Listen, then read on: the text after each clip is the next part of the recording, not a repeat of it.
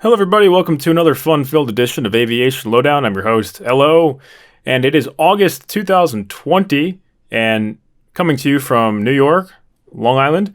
Yesterday, we had a tropical storm come by, or the hurricane. Tropical storm by the time it got up to us. Azai, I don't know. Depends on how you want to pronounce it. Okay, there's a skit, actually, an ATIS frequency recording on low altitude on Instagram, basically demonstrating how some air traffic controllers are really struggling trying to pronounce this thing. I'm one of them. Okay, didn't know how to pronounce it. Still don't. So, if you want to make a recording of you pronouncing the name of this storm. Okay, anyway, so not a whole bunch of damage out there for me. Bunch of twigs down, limbs, trees, small assorted structures and stuff like that as I look out my backyard thinking of all the work I have to do out there. But a bunch of people were, actually out of power. This mic's a little hot. I might turn that down. I don't know who set up my audio today. Not doing their damn job. Oh, wait, that was me. Guys, want to let you know something here. We're going to be talking a little bit this episode about something that is dramatically affecting the aviation industry. Okay, warn notices. And also be telling you a little bit of a crazy story involving somebody who I know on social media. Maybe you've seen the video before it was subsequently taken down. Okay. Welcome and thank you for joining me. So, coronavirus obviously still affecting the industry quite a bit, as I'll probably be saying that for the next few months. There's really no slowing down when it comes to this sort of thing. And of course, with so many people working from home or out of work, they have a lot of free time. They're going on social media. People are sharing tons of stuff. And it's just really gotten to the point where, I'm actually trying to, avoid some of these discussion groups anymore. Not to say I don't have an opinion, but I'm just like, all right, dude, I don't know if this is the best thing. Also wasting your time. A big debate ensuing on social media, as well as some of the smaller groups on Facebook about really the airline regulations. What did they have in terms of rights for kicking a passenger off an aircraft if the passenger, for example, is not wearing a mask? And, some people, it's interesting because they said, well, hey, look, if you have a medical condition that sort of precludes you, or, let's just say you just don't want to wear it because you don't think you can breathe, okay, you're going to have issues breathing, and maybe that is a medical disorder. I mean, who knows? I'm not one to suggest people do or don't have a medical problem from that, but let's say that they do. For the sake of argument, let's say it's unequivocally true that these people cannot wear masks because they'll suffocate and die. Well, as the airline, did I have the right to kind of kick those people off the plane and say, look, you're not wearing a mask? That's part of protocol, so you can't fly, Big debate, man. Big, huge debate, because people were like, well, that's an infringement on your rights because that's discrimination. You're discriminating against a disability, but it's not really recognized disability because it's it just gets really, really messy. Bottom line is this, guys, right? Captain's authority. All right, captain's authority. Now, you guys probably know what that means. A lot of people on Facebook probably don't. It's a very, very specific spelled out thing in the FARs, right? And it's interesting too, because if you even type in, for example, captain's authority, right? Or the pilot in command, the PIC, pilot in command. That as per the USS right now, the US FAA, the FAR's 121.533 Echo gives broad and complete final authority to airline captains. And this is, quote, each pilot in command has full control and authority in the operation of the aircraft without limitation over other crew members and their duties during flight time, whether or not he holds a valid certificate authorizing him to perform the duties of those crew members. So right off the bat, that's pretty freaking huge, right? That means that the captain can basically tell people how to do their job without even really being qualified to, do their job in their own right. That doesn't mean, by the way, that the captain's going to do their job. It just means that, and this is sort of the ICAO standard version of it, the pilot in command of the aircraft shall, whether manipulating the controls or not, be responsible for the operation of the aircraft in accordance with the rules of the air, except that the pilot in command may depart from these rules in circumstances that render such departure absolutely necessary in the interests of safety. Oh, wow, right? I'm getting excited. I love Doesn't this stuff just excite you guys? Wow. All right, right? So pilot in command. So in other words, what I'm trying to get at here is that if the pilot of the aircraft, apparently I took the wrong mug today. For those watching on video, once again, I apologize. If the pilot in command feels that somebody is going to put the aircraft in danger, whether that's from not wearing a mask or perhaps it's for, consider it causing complete pandemonium for being some sort of, super woke, person who wants to just proclaim that they don't believe in viruses. Well, that could arguably put the passengers at risk. Same thing, for example, like if you walk into an airplane drunk, they don't need to give you a damn breathalyzer to kick you off the plane. The pilot could just say, hey, you need to get off the plane. You can't be intoxicated and fly. Now, if you're behaving yourself and you're not starting fights and, yelling shit about some baseball team, which is a whole different story. But the bottom line is that if you're not visibly causing trouble, I don't generally think that, people are going to ask you to leave, right? But hey, man, it doesn't even matter if you're sober, right? If you go on there and start fights and start trouble and you're looking for the reaction, people are filming with their phones, and nowadays everything's on the internet, everything's being recorded. Like, that could obviously be considered a potential safety hazard for sure, because people are going to feel uncomfortable, and that's going to make them want to resort to doing, well, crazy stuff, man. People will do a lot of stuff to protect their person, and that includes, feeling that maybe they're being exposed to a virus. Okay, so what do you think? LO@aviationlowdown.com. And we're talking about, does the pilot in command, or really anybody in the airline, have the right to kick you off a plane because you refuse to wear a mask? Now, consider, again, that there's, as of right now, it's August something or other, 2020. There's no federal mandate for masks on airliners. Okay, well, maybe oxygen masks, okay. But not coronavirus facial masks, cloth masks, face coverings for the mitigation of a viral pandemic. Now, if there was, that could be a potentially much different story. Okay, right? But then again, it also raises some really weird questions about people's rights with respect to their own disability if they argue that, hey, I can't wear a mask. I can't wear a mask. So that's a really, really big issue right now, hot topic in aviation. Quite frankly, I don't think that there will ever be a federal mandate for any masks having to do with coronavirus.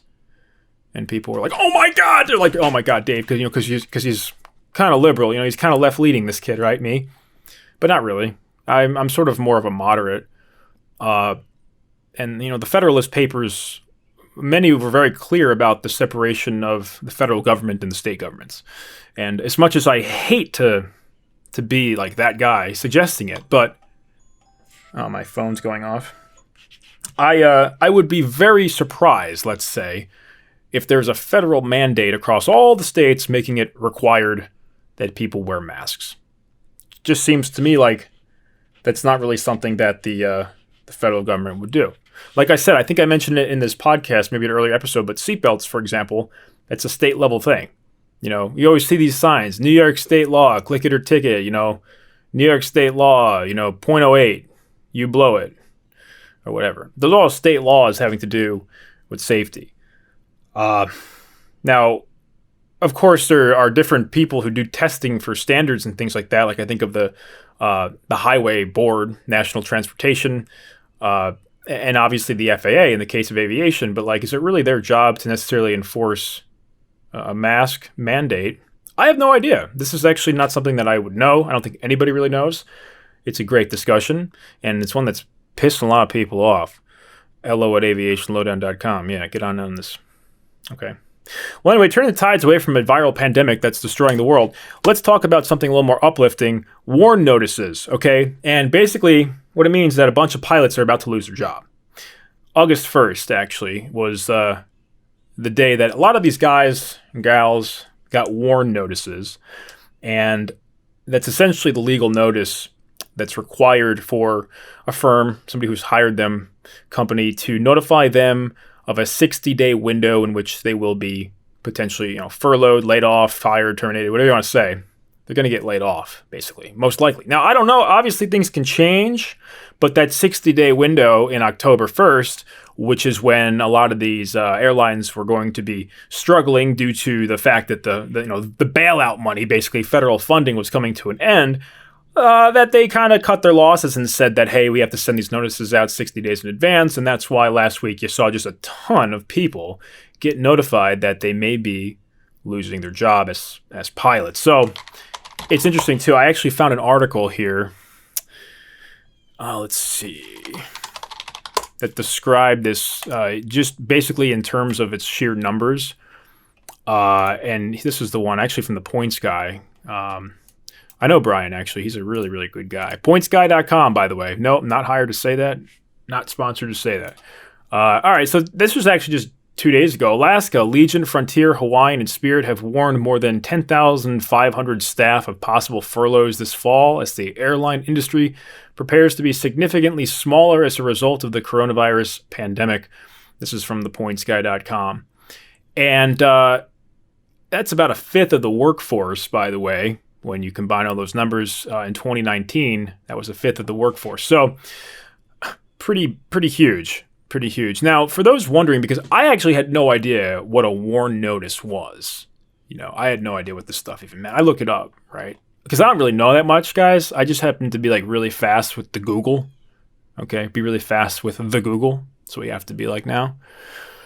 The warn notices are required under the Federal Workers Adjustment and Retraining Notification Act, or WARN, and were expected.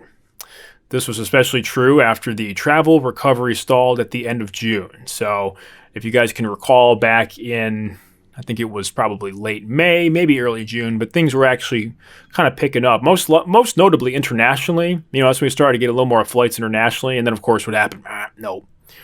A lot of those flights got grounded because of the fact that the virus was sort of re-sparking. Arguably, maybe it never really stopped sparking. Okay, we're not really in a second wave, guys. It's kind of just still the first. But the bottom line is that a bunch of these airlines are, of course, struggling because just net passenger bookings are down huge, like 80, some cases 90%. I think the average was 78% that a trade group showed. I think it says in here. Data from Trade Group Airlines for America showed net booking passengers or new reservations minus cancellations down roughly 78% compared to last year during the week ending July 28th. So, and it goes on to say this is a slight improvement down from 80% level it stood at for much of July. So that's a moot, 2%. There's a plane going overhead now. I don't think that's a significant number, but obviously a significant drop. It's not really improving is what I'm saying. Interestingly enough, though, not all the airlines have done this, I guess. This one goes on to say that JetBlue has not sent warn notices. Southwest Airlines said it will not furlough any staff through at least the end of the year. So, by the way, shout out to Southwest, too. I was actually doing some kind of sleuthing in my own terms here. And I found out that Southwest did, they basically left that middle seat empty. And I don't know if all the airlines had done that or only a few had done it. Apparently, Southwest were committed to leaving that middle seat open, which I think is good. But then again, I also saw, these videos on Instagram of all the airlines kind of like squeezing all these people into a seat and oof, right? I don't know, man. I wouldn't really want to be sitting in that middle seat if there's a pandemic going on, but hey, hey, what do I know? By the way, this doesn't just affect pilots. I always talk about controllers and pilots and people who want to be pilots and stuff on this podcast, but think about all the ancillary crew members, people on the ground, flight attendants, people at the gates, people who actually work in HQ or are doing the booking stuff. It's a bunch of people who are affected by it. It's not just the people who are flying the plane. So this type of stuff trickles out quite a bit. And I guess the ultimate question is like how many of these positions will actually come back, and will they come back anytime soon? Probably not. Probably not. United actually was one of the biggest. Reading here, warn notices sent to nearly 36,000 pilots, flight attendants, customer service, and gate agents, maintenance, call center, cater. Yeah, maintenance, by the way. Couldn't forget about you guys. I don't even include you guys because I feel like maintenance is a whole separate thing because you guys always seem to have work. Like, I can't think of anything more important than keeping planes flying. But you know what? If the planes don't need to fly, I guess you don't need as many maintenance people. So, but yeah, just a disaster, right? So that's like 100,000 people from one airline. So yeah, not to be the bearer of bad news here, but that seems to be the big topic for the first week of August within the aviation industry. But I do say one thing. There is actually something that I think is kind of still inspiring, and that's the fact that despite all the commercial aviation people really getting hit hard by WARN notices, furloughs, mask mandates, and debates, and people fighting on the plane because of them, there seems to just still be that cultural love of aviation that is stronger than ever in the GA community. And I have never seen more people go out and just want to send me videos of them flying, doing crazy approaches at like O'Hare, right? People who are going out there flying their buddies out, just want to get out of the house. I mean, I guess in one hand, you sort of are socially distanced. You're away from the world in an airplane. And there are people who are still learning how to fly or trying to learn how to fly, flying themselves around. I actually just got a message yesterday from this girl who wanted to know basically like tips and tricks to try to get financial assistance to help her learn how to fly. And I'm like, I wish I knew. Tell me if you find out. You know what I mean? But the point here is that there are a lot of people who are still, despite the fact that there are so many people who are really kind of feeling the burn right now, they're still interested in the industry. And that brings up a big topic as well of just like, what do you do if you're looking to be a pilot or you're looking to get to ATC? ATC is a whole different world, right? Federal job. It's kind of in its own little realm. They need people bad. I've been saying this since episode 1, 2 years ago. The FAA needs controllers badly, but at the same time, right now it's stable just because of the fact of the pandemic and everything. But people are going to be retiring, people are going to be looking to get out of there. Just the other day, it was the 34th anniversary of the PATCO strike. So if you guys listening right now, you're probably not familiar, but way back in the day, there was this dude named Ronald Reagan. And I'm not going to get into the whole story, but basically he fired all the controllers. So because of that, there was a huge rehiring. A bunch of the Air Force guys stepped in, a bunch off the street stepped in, and they were all roughly the same age. They're, roughly these young kids, 18 to 25. And so because of that, they all are now retiring because they're all at the prime age or eligible to retire. And the whole workforce is basically going to age out. And so you're left with this sort of like middle gap where there's not a whole bunch of these middle-aged dudes. It's all like the young trainees and all the old guys who are trying to get out. So there's going to be a massive need for new controllers, but the way that that's funded and streamlined, it's much, much different. And keep yourselves educated. I actually have a video on this on Aviation Lowdown or Low Altitude on YouTube, so I highly recommend checking that out. So that's just one thing to mention because there are actually people, and I've worked with people who work either one was a mechanic, but one was a pilot. He went back to, apply to go into ATC, and he got picked, and let's just say the rest is history. So something to consider. It's a great field if you can do it. The sleep schedule is a little bit crazy. I mean, notwithstanding the fact that it seems that all these jobs tend to bleed into your personal life a little bit, but shift work is rough, man. So I don't know. I get up at like 5 a.m. I go to sleep at like 8 p.m., 9 p.m. every day. I'm way too routine-based to work rotating shifts. No doubt about it. But some people seem to thrive on that. Maybe you do. Give yourself a try, man. It's going to be usajobs.gov if you're interested in being a controller. usajobs.gov. We've talked about this, guys. Finally, there was a video that was shared on Instagram just a few days ago. It was sent to me anonymously. I'm like, what the hell is this? The guy, he's taken off one of these big STOL short takeoff landing planes out of somewhere, probably Alaska, because it seems it's all they fly over there. And the engine quits or something, and this guy, man, right into the water because he was taken off over a lake. And the guy who, I'm not going to mention who he is, by the way, great person, amazing pilot too. But, he actually made a video on YouTube describing like what happened, what went wrong, and perhaps more importantly, man, how you could avoid doing exactly what he did. Because apparently it was very preventable, and I guess he just really took it to help him describe some of the issues pilots may face. So check it out, guys. That's going to be on LO Altitude, Low Altitude on Instagram. And as always, don't do anything I wouldn't do. Okay? We got some exciting things this week, actually. I don't really want to spill the beans yet, but a whole bunch of stuff coming from my series from the flight deck, as well as some of the new interviews coming up having to do with some of these issues with commercial aviation. And also just a broad-based discussion on perhaps some new interesting apparel we could be finding ourselves getting into. What does he mean there? I don't know. We better go to low altitude and find out. It's Low Approach, by the way, for our page, loapproach.com. Go check it out. loapproach.com. You know you want to. If you're driving right now, please don't do that. Unless you have a Tesla that can drive yourself. And I still wouldn't recommend doing it. It's not that exciting of a page. Okay. As always, guys, please keep your spirits high and keep your altitude higher. Well, unless you're like a Cessna 152, then don't go too high without supplemental oxygen, please. I am not responsible for what people do. But please, drop me a message, man. LO@aviationlowdown.com. We'll be right back here in just a little bit with some more exciting stuff and hopefully some better news than sending out thousands of warn notices. But as of right now, I got to go out and clean my backyard, which will probably take way longer than I hope. So, take care, guys. See you soon.